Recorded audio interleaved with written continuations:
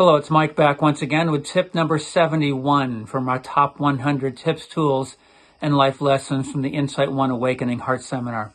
We're going to stay on our theme in terms of looking at the impact of making and keeping our agreements or making and breaking our agreements.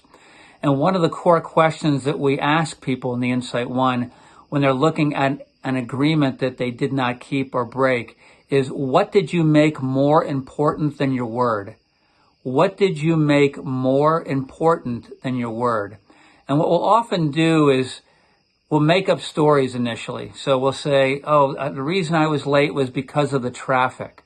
Or the reason why I didn't get back to my boss was I had issues at home. And we make it about something external to us.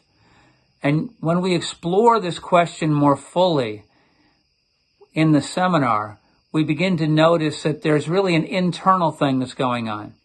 And so much of Insight is about recognizing that the source of our power is in us. It's not outside of us. The source of our power, our accountability, and the opportunity to create our life the way we want to really sits inside of us. And what we really look at is begin to look at some core things that we tend to make more important than keeping our word.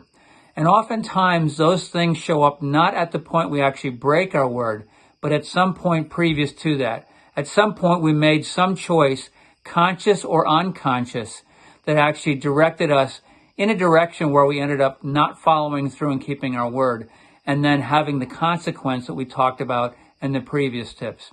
Some of those things that when we begin to really explore what we make more important than our word, some of us are kind of rebels.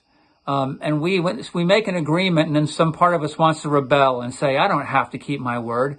Don't tell me what to do. I have some of that rebellion inside of me. And so we make freedom or rebellion more important than actually keeping our word.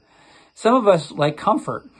We simply, notice that, I just don't feel like getting out of bed to go exercise, or gosh, it's just easier to kind of, this piece of pie is sitting in front of me right now. It's going to taste good. So we make kind of physical comfort or simple, maybe even emotional comfort more important than keeping our word. We already mentioned this. One of the things that some of us do is make certain agreements more important than others. And so we think of some agreements as like, well, it's not a big deal. I didn't really tell anybody about that one. I just said it to myself, or it's a minor thing. And so we don't hold the agreements as important.